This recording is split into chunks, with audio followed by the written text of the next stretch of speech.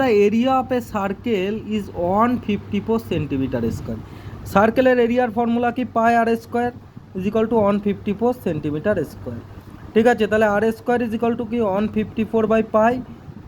পায়ের ভ্যালু কত? পায়ের ভ্যালু দেখ 154, পায়ের ভ্যালু কি 22/7, 7 উপরে উঠে গেল, তাহলে এটা দেখ 7 টাইম যায়, হ্যাঁ 7 7 49, আর ইজ ইকাল টু √7 মানে 7 হবে ভ্যালু। ঠিক আছে, তাহলে আর এর ভ্যালু 7 হলো। এবার তোকে বলছে circumference of the circle. Circumference of the circle কি? সার্কেলের সারকামফারেন্সের ফর্মুলা 2 পাই, আর 2 × 22/7 ইন্টু আর এর ভ্যালু 7 বেরালো, 7 7 কেটে দে 44। ক্লিয়ার? তুরন্ত অ্যান্সার মিলে গেল। নেক্সট বলেছে ক্যাপাসিটি অফ এ সিলিন্ডার। একটা সিলিন্ডারের ক্যাপাসিটি বলতে তার ভলিউম।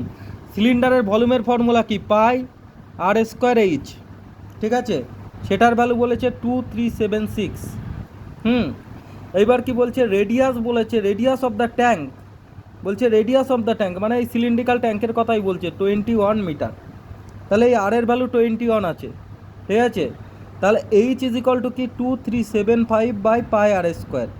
ঠিক আছে, তাহলে 2375, পায়ের ভ্যালু কত?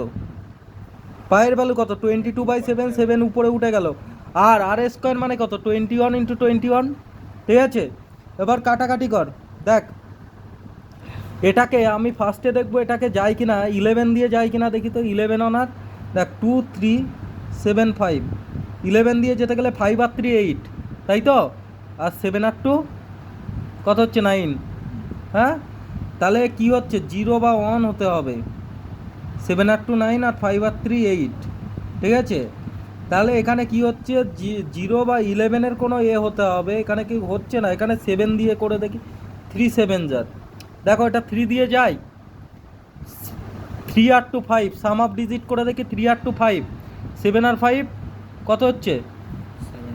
12, 12 আর 5 17, 3 দিয়ে যাচ্ছে না।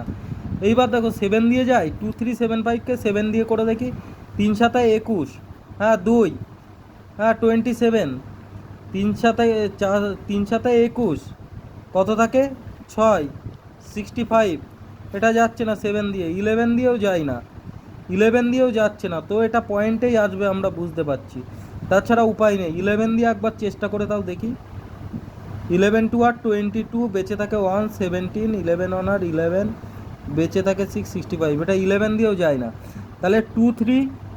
আরে মশাই